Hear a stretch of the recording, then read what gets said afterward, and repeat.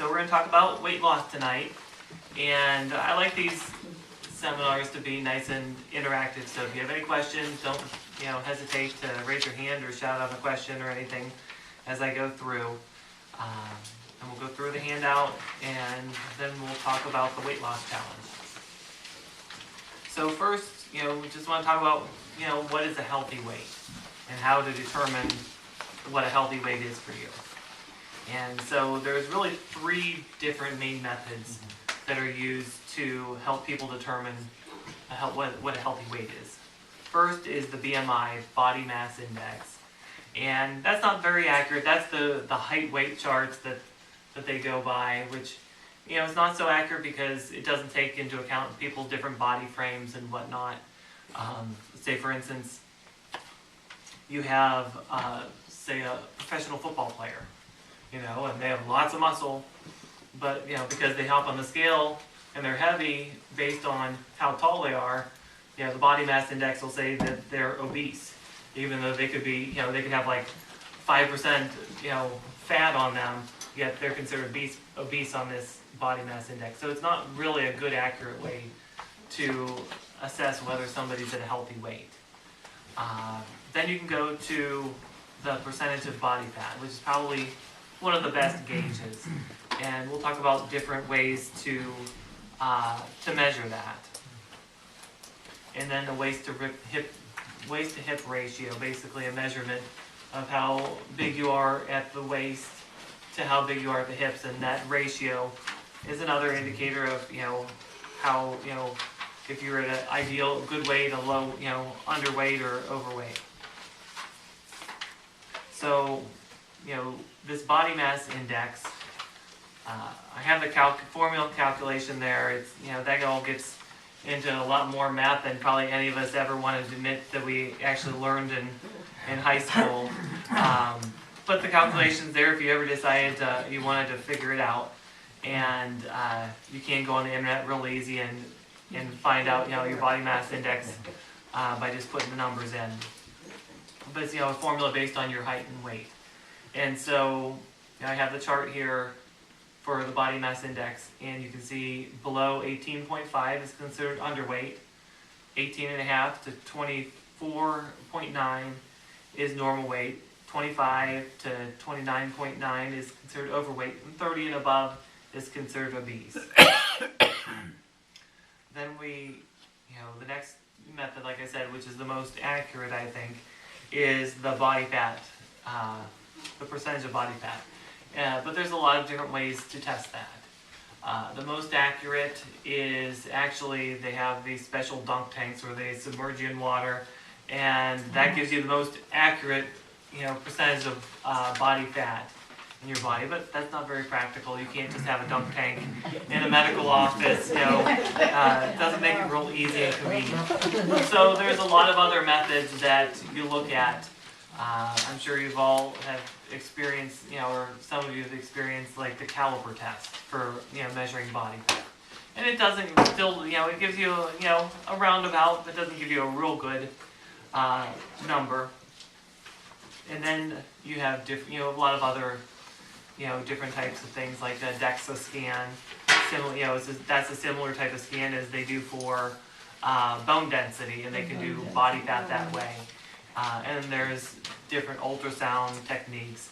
And then the one that's most widely used is actually body fat scales. So like we have body fat scales here at the office. And you stand on the scale in your bare feet, and you put, on the scale you put in your age and your gender and height.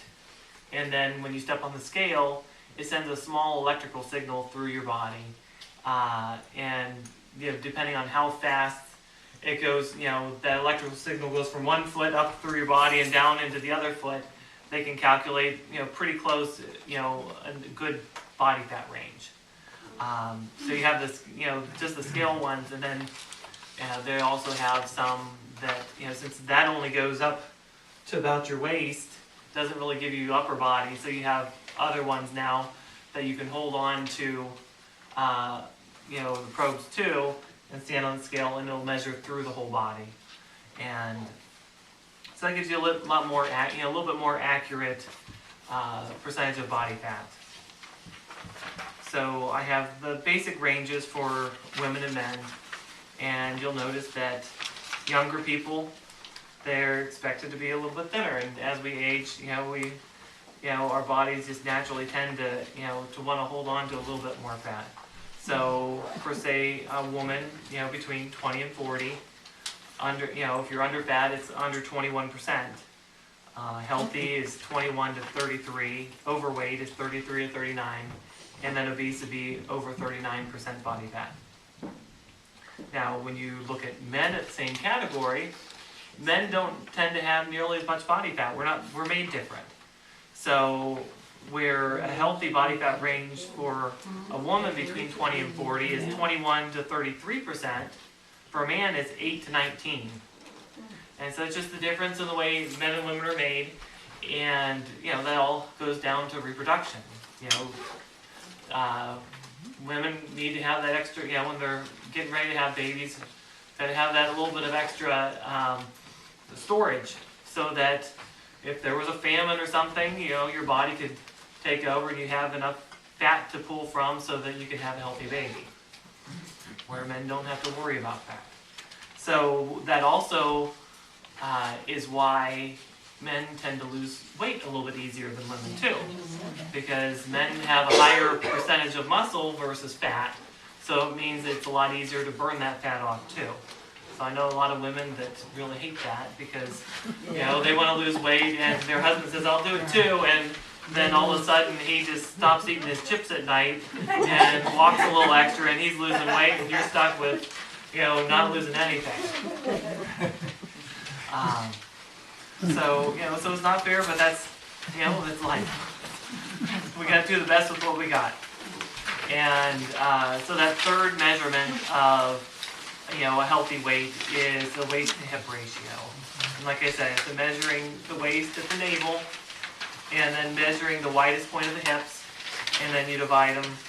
And so you have the range here for men. At a low risk of obesity, you have under 0.96. For women, it's under 0.81, and so you can look at the changes there. Like I said, that's just another indicator of a healthy weight range. So once you figure that out, and if we decide that we're not quite at a healthy weight range, we have to figure out how we can get there. And what was that? How fast? And how fast, yeah. Yeah, that's always the big question. How fast? And we'll talk about that and how most of us can't get there that fast. But there's a lot of different factors that are related to the weight. You can have different hormonal factors, with the thyroid or other hormones, and you can have different things on that end. But when it comes down to it, one of the biggest factors is just calories in and calories out. And I know a lot of people don't like to hear that, but that's a lot of even if you have some of these other metabolic factors, you can make up for that some with doing the calories right. And so I have a calculation of how to figure out your basal metabolic rate. That's how many calories your body burns in a day, just to keep you at the same weight. Of course, you don't want to do that. You want to lose weight, or else you wouldn't be here. And so in order to lose weight, you need to cut that, that number down. You have to burn 3,500 calories. 3,500 calories burns 1 pound of fat. So if you do the math out, if you want to lose a pound a week, you have to cut 500 calories a day. If you want to lose 2 pounds a week, you got to cut 1,000 calories a day. So when you hear people talk about saying that only 1 to 2 pounds of weight loss in a week is healthy, that's why. Say for instance, average women say that your basal metabolic rate is around 1,500 calories a day. And if you want to try to lose 2 pounds a week, and you cut out 1,000 calories a day, that leaves you with 500 calories a day, and that's not that awful much. You know, I really don't like having people go below, you know, below about 800 calories a day to be safe. But also with that, you know, you incorporate exercise too, and you know, all the calories you burn from exercise, you get to, you know, that can be extra food calories that you get to eat, so you can, you know, keep on track. But unfortunately, with exercise, even though there are a lot of important reasons why you need to exercise, including to help you to lose weight, that exercise is, you know, for most people, isn't going to do everything. Because you know, a good basic average is that in order to burn 100 calories, you have to walk a mile. So if you have to burn 3,500 calories in order to burn a pound of fat, it means you have to walk 35 miles just to lose 1 pound. That's a long time.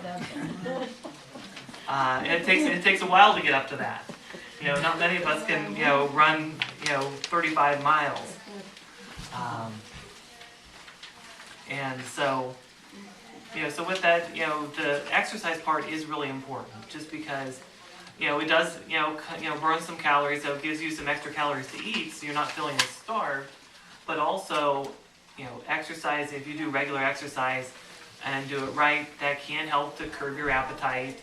It can help you to build more muscle mass, which, you know, muscle burns calories a lot quicker than fat does. And so all that can work together to help with a good weight loss goal. And we're going to talk about some more strategies here in a little bit. There's some of that. And then just want to talk about, you know, some health risks for being overweight. Come on in.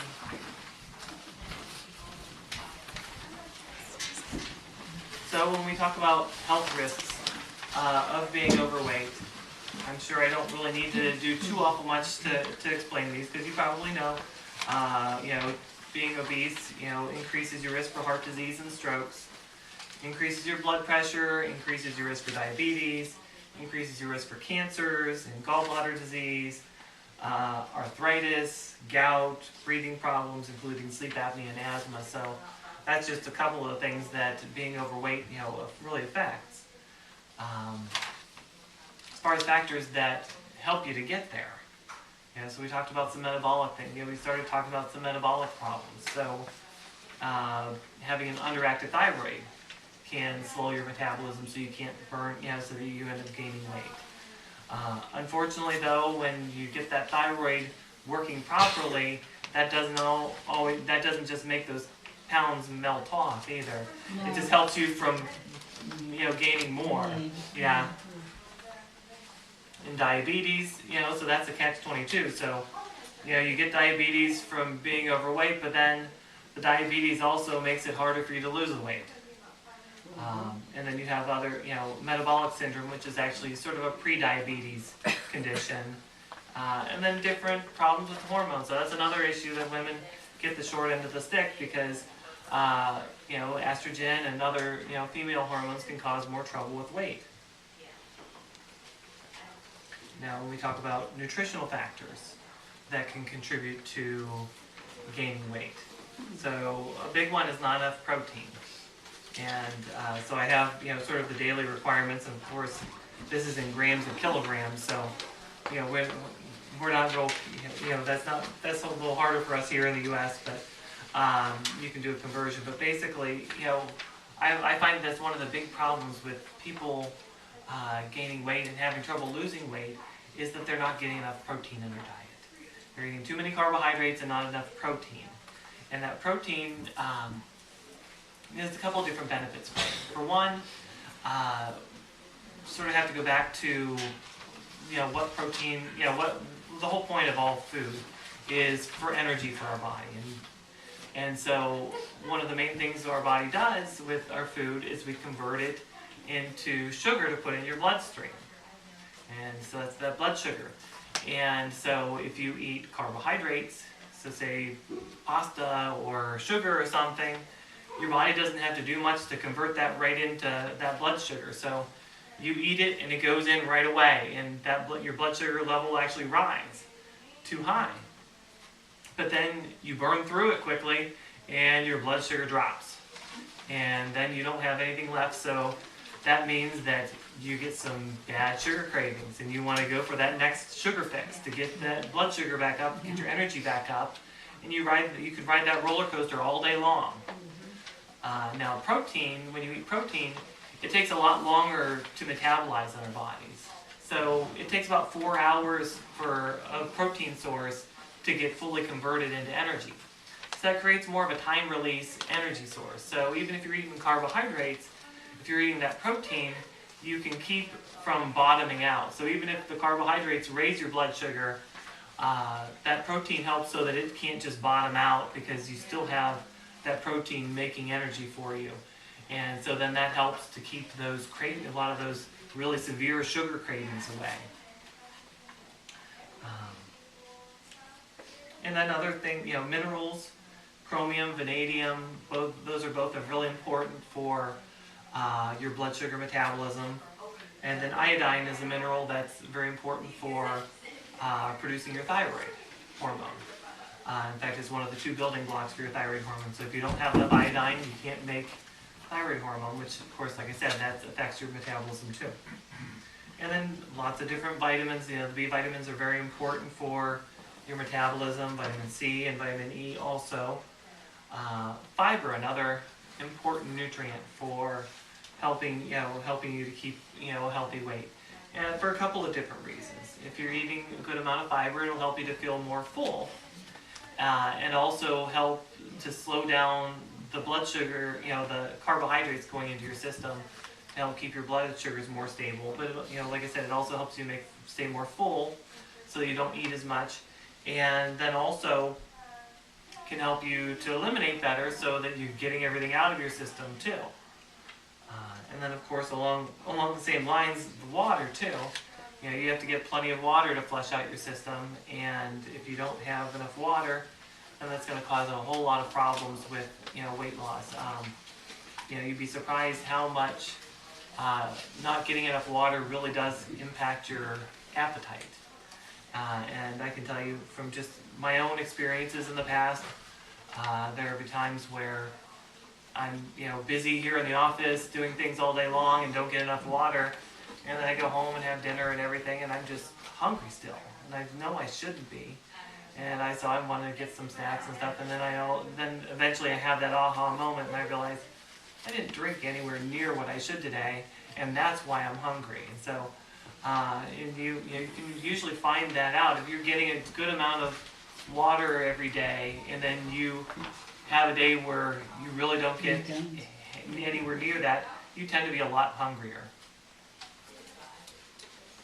And then other lifestyle issues that contribute to gaining weight. Lack of exercise, definitely. And we started talking about that with the calorie end of things. But exercise really does, like I said, help you with your metabolism, and it helps you burn more calories. And it also, if you're exercising regularly, can help to curb your appetite too, so you're not overeating. And then lack of sleep is another lifestyle issue that, unfortunately, in our society, we feel like sleep is sort of a luxury. We have too much to do, and sleep just needs to wait because I have all these other things to do. And unfortunately, our bodies think differently. Where, say 100 years ago, when we didn't have, before we had electric lights, people would get on average about 10 hours of sleep a night. Well, we don't get anywhere near that now. Most people are lucky to get 6 or 7 on a good day, and so we cheat ourselves with that, and that can affect our weight too, for a lot of different reasons. For one, if you're not getting enough sleep, say it's just one really bad night, and you're tired. So what do you want to do? That next morning, you're looking for something, some sugar to give you a pick-me-up, which isn't good. So that's one reason why lack of sleep can cause trouble. For two, you're in a bad mood. And you can often get depressed when you're not getting enough sleep, so you just really don't even care. I'm just going to eat whatever I want because I'm too tired to even think about being hate. So there's a couple of reasons, why, lack of sleep can cause trouble with overweight. And of course, the major obvious reason is overeating. The thing is though, with that, most people don't, excessively overeat. It's little bits here and there, an extra 100 calories here and an extra 100 calories there that over, a year or 2 years or 5 years, just starts putting on that weight little by little. And so, people, look at somebody that's overweight, and a lot of people just judge, oh, they would just eat like crazy. And a lot of people, have weight issues.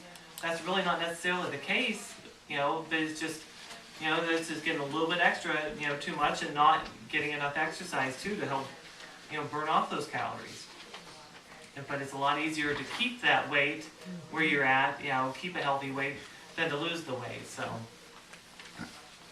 and then the last, contributing factor to being overweight that I want to talk about is emotional issues, which, goes along with everything else I was just talking about.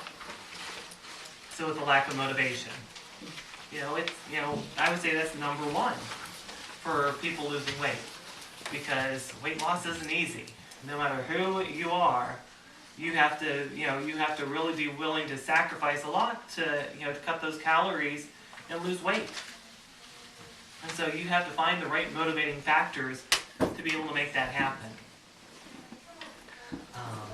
And so a lot of times, it's hard to find those, those motivating factors, and that's why we don't catch our weight loss goals. But sometimes you just, it's really good to always just sort of, think about that, and what really would motivate me to make those changes that I know I need to make, but I have too many other things to worry about, and I just don't feel like doing it. Some people, it might be that, they're seeing, they're having birthdays, and they're seeing they're getting older and older, and just, I just can't keep living like this. Other people, and so they want to be there for their kids or grandkids and stuff, and be healthier so that they can participate in things and be more active. And that's a good motivating factor for, some people, because, that's what life's about. And other people, though, those same issues are the things that are standing in the way. You have, kids and grandkids and everything, and they take up all of your time, and then you don't feel like you have any me time in order to make those changes and actually do what you need to do. So, so everybody's different, and everybody needs to find out what that motivating factor is. Funny little story. We're going to be doing, talking about the weight loss challenge in a little bit, but the first time I did this weight loss with the doc weight loss challenge was actually 5 years ago, and I'm always looking for ways to help motivate my patients to eat better and take care of themselves and exercise and lose weight. And so I had heard on, some TV or radio personality, they were saying they were starting this weight loss thing, and they were having people submit pictures of themselves, in their, in like a, swimsuit, and then holding that as ransom. And if you didn't get your weight loss goal, then that was going to be posted on their website, as the ultimate form of embarrassment. And some people that could work. Other people, though, that's too scary, and that will sabotage their goals. But I thought that was funny, and so that was right about the time where I had first joined Facebook. And so I decided, I have all these Facebook friends. Oh, let me see what, if something like that would really motivate them. And you wouldn't believe how, people thought I was just the devil. I wasn't even serious about it, but they just really thought that was just so horrible that, people yelling at me saying, "What would you think if that was your mom or your sister?" And so, but it was interesting because. I eventually, after that shock wore down, I started, getting the motivating fact, some of these things, why some of these people, would get motivated. Like the one girl, she said that, she needs to lose weight, but she's just too busy with her little daughter. The only time that she was ever really motivated to lose weight was, when her and her husband could get pregnant, and the doctor said she needed to lose, 15 or 20 pounds so that she could get pregnant. Well, with that motivation, it was real easy for her to do what she needed to do to lose the weight so that she could, have that little baby. Now that the baby's here, she didn't have any more motivation. She put on the baby fat and didn't have the motivation to take it back off. But it's just interesting, like I said, just finding, what kind of factors you think would work for you to really motivate you. And that's why I do the weight loss challenge. It's because it's something fun that can sort of, give people a finite amount of time, 2 months to say, okay, I'm just going to go all out and do this and lose this, lose whatever weight I can for this amount of time. And so it helps you sort of break down some of those barriers and get motivated. And it never helps, it never hurts when you get a couple little prizes along the way too. Other emotional factors, stress. I can sound like a broken record when I talk about all these different things because they all come together. The stress goes along with the sleep and the being overwhelmed and the lack of motivation. Anxiety and depression go along the same way too. So what can we do? Well, number one, addressing underlying health issues. So if you have, thyroid issues or diabetes or different other things that could be harming your health and causing you to gain weight, you need to get those under control.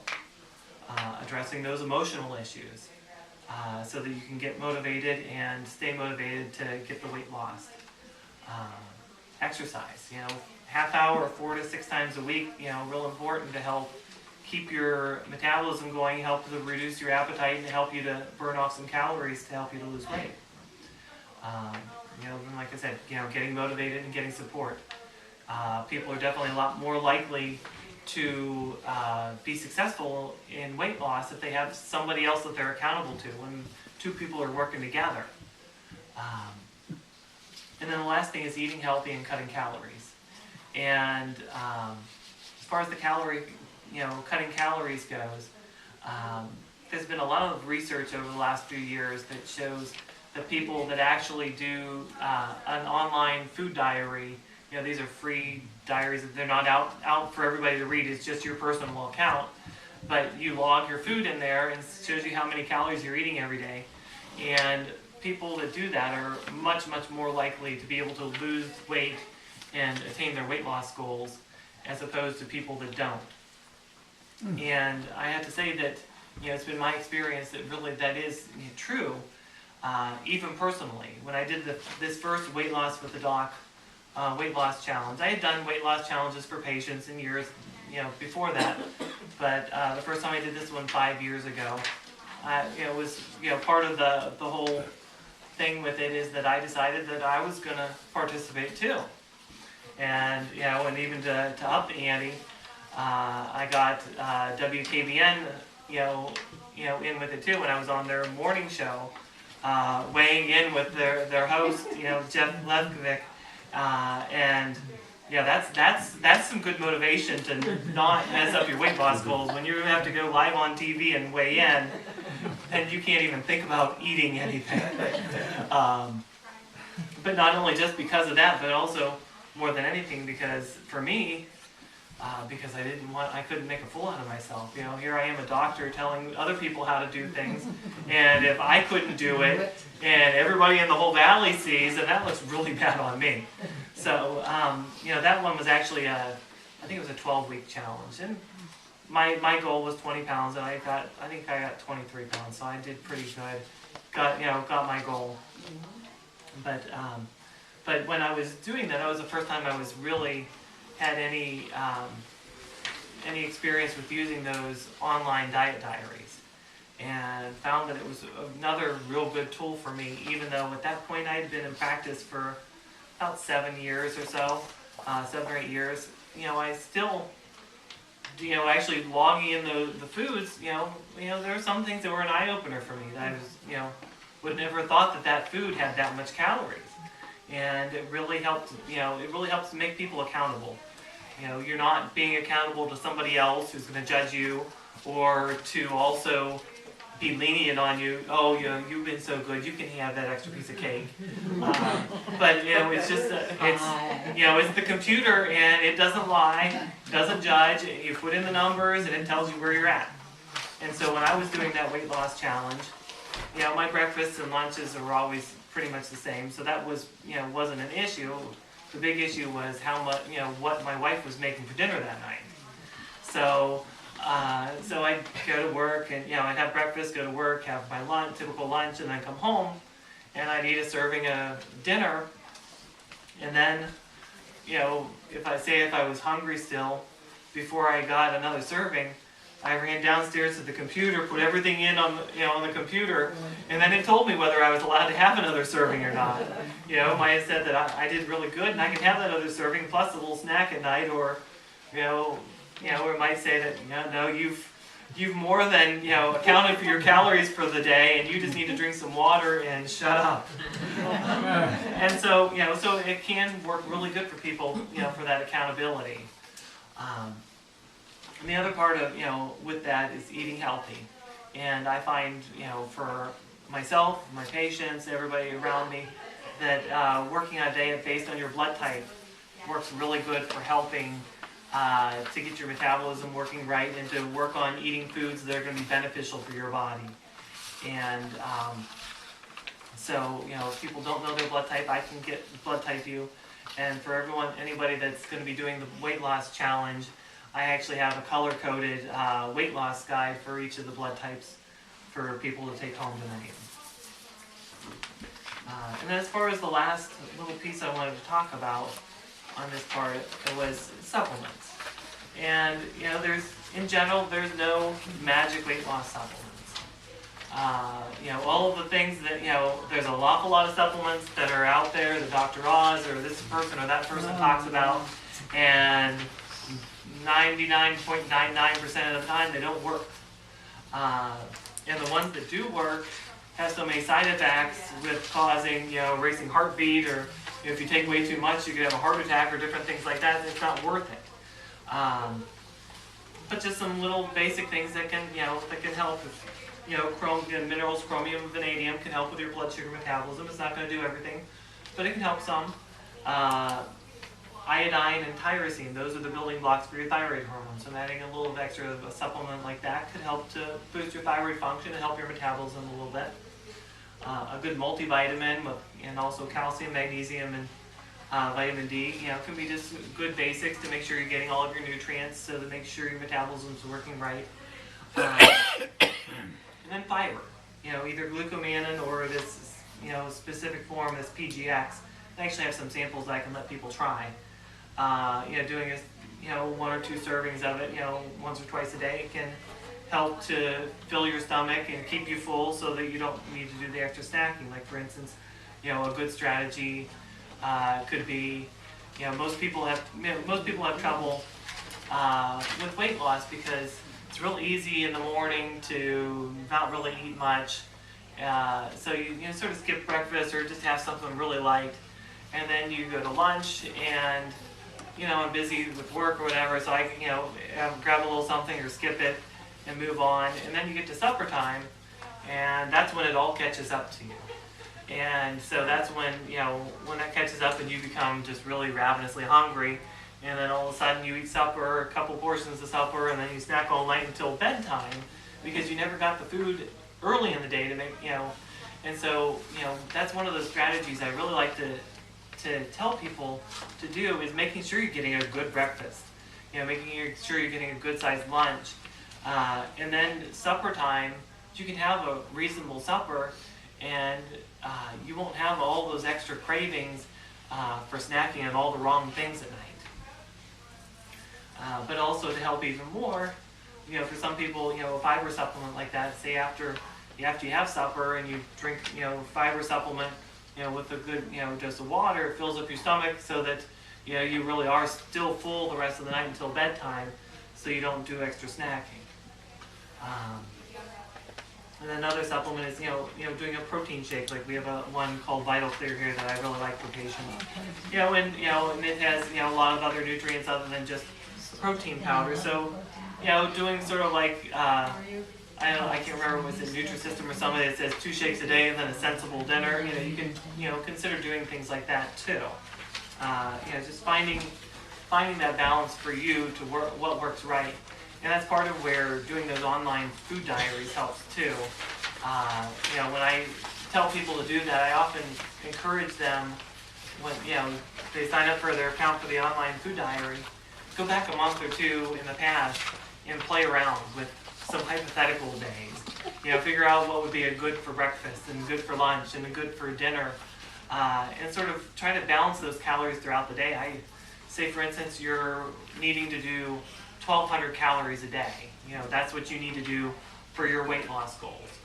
Well, then maybe you want to have a 300 calorie breakfast, a 300 calorie lunch, a 400 calorie dinner, and then you have 200 calories worth of snacks that you can do, during the day or at night and still hit your goals. But, trying to balance that out better throughout the day will help you to be able to cut the calories more and not feel as hungry.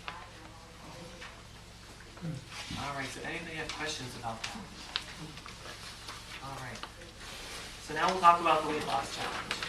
So this is a 8-week challenge that starts tonight and will go till April 10th, which is the Thursday before, Thursday before. Yeah, so it's like a week and a half before Easter. I didn't think about that because we're also doing it in Newton Falls, only it's starting this coming Monday and going to the fall, to April 14th, which is that is the Monday before Easter. And so, we're gonna do the final weigh-ins on April 10th.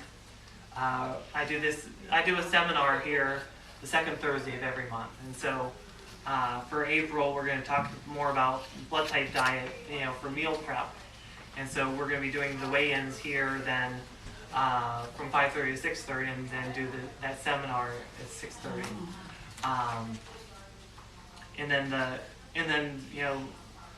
it'll be people here and then also in Newton Falls, and so I'll be doing a couple days later. We'll be doing the final weigh-in in Newton Falls, and that's where we'll be able to know exactly who the winner is. And so to win, the challenge, it's similar. It's similar to, like, say, the Biggest Loser, where it's your percentage of body fat loss. And so, we calculate that. Say somebody is 200 pounds, when they start, and they lose 10 pounds, to 190 pounds. That's 5% of your body, weight loss. If you do the math.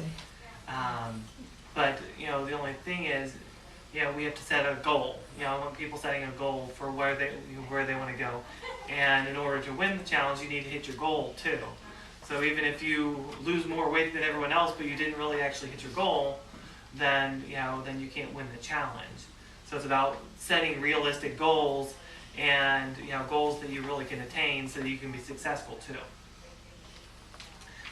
And so it's going to be a $25 registration fee for people that want to do this. And with that registration fee, like I said, we have the weight, the blood type weight loss guide. Plus also I'll be doing, after this I'll be doing weigh-ins with people, and they'll give you a good calorie range and figure out what a good weight loss goal would be for you. And then also we're opening up the office to be able for people to come in and do weekly weigh-ins. Not that it's mandatory that you do a weigh-in every week, but it's a good thing to do to help keep you motivated, keep you on track, and come in, hop on the scale real quick and know where you're at. And so I listed the hours that our office is normally open, but if for some reason you can't make it during those hours, give us a call and we may be able to make arrangements. And then along with that, anybody that needs extra help, I have some, weight loss consultations available, and the initial evaluations, which are mostly, would be needed for somebody who hasn't been a patient with me before. For instance, a comprehensive weight loss analysis evaluation is $150, which normally would be $195. So it's a $45 discount. And that'll be a 90-minute appointment that I would spend with you, and really go over all of the different factors that could be going on with your weight loss and sort of put together a lot better plan, including, food strategies and everything to help you to be successful. And then if you're, for just a basic, weight loss evaluation is $100 for an hour long, and so it's not quite as comprehensive of an evaluation. We'll be focusing on just mostly those diet and exercise factors, and not really a lot of the other health factors. There's not enough time to go through everything. And then, for $50, if you want to come in once a week, for a half-hour reevaluation to sort of fine-tune things, or just as needed, or every couple of weeks, you can do that. Schedule those, visits too if you'd like. But of course, the visits aren't mandatory. It's just for anybody that wants that extra help. And then the one thing I don't have on here is the prizes that we're doing for the weight loss challenge. And I'll try to. I know they're out on the door. I'm going to try to remember everything on my, from my head. So anyhow, there is a 3-day, 2-night hotel stay. So it'd be 2-night hotel night stay, and it's there's about a couple dozen different resort locations throughout the U.S. that you could use that at, along with a $195 gift certificate for my services. An hour massage, gift certificate for Massage Cafe in Canfield, and I think a $60 weight loss package from Healthy Treasures Health Food Store. And altogether, it's like $550 altogether. Nothing from Handel's Ice Cream? No, that would be counterproductive.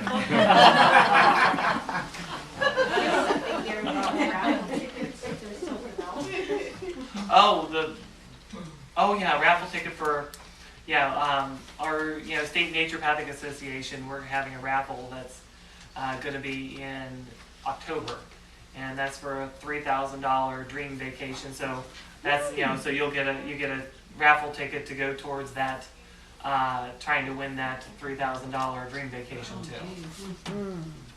So thanks. That was the one thing I was forgetting. Anybody have questions? Yes. We sign up here and do our initial weigh-in here. Can we go to Healthy Treasures for weekly weigh-ins if we want, instead of coming here? Yeah, it's going to be a different scale. That's the only problem. But yeah, Okay. that's the one caveat. And are there hours? What hours are they? Oh, well, the health food store, they're open from, I think, 9 to 7 Monday through Friday, and then 9 to 5 on Saturday. So they definitely have extra hours. Yes.